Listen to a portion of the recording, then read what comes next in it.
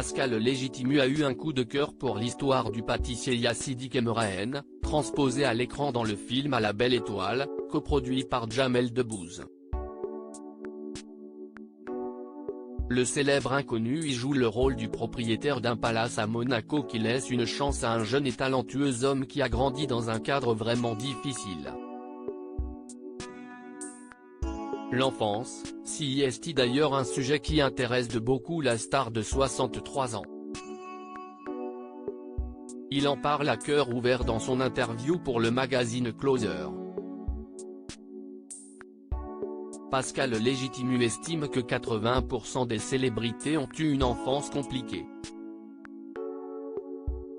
La sienne en fait partie.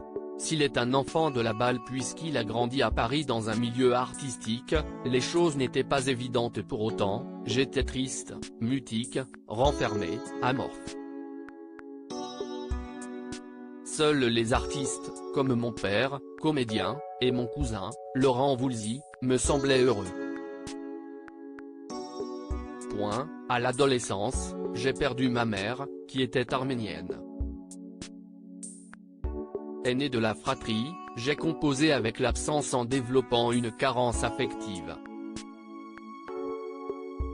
Pour s'en sortir, Pascal Légitimu a dû s'épanouir autrement et le théâtre, où son père l'avait inscrit, l'a aidé. Mais il a également souffert du racisme, notamment à l'école.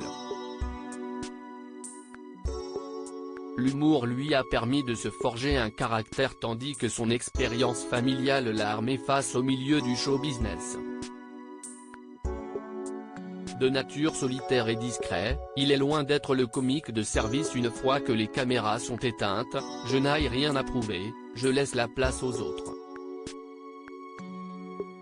Star discrète, papa fier, le comédien et humoriste ne s'épanchera pas beaucoup sur la famille qu'il a fondée, se félicitant toutefois d'avoir une progéniture respectueuse, gentille et qui travaille bien. Ils n'ont pas la grosse tête, si est-il essentiel.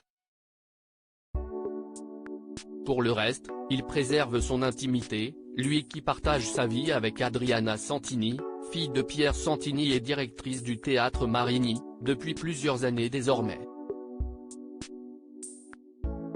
Il n'abordera pas non plus la maladie grave dont il a souffert et qui sera abordée dans un documentaire pour TF1, laissant à la chaîne la primeur de l'information.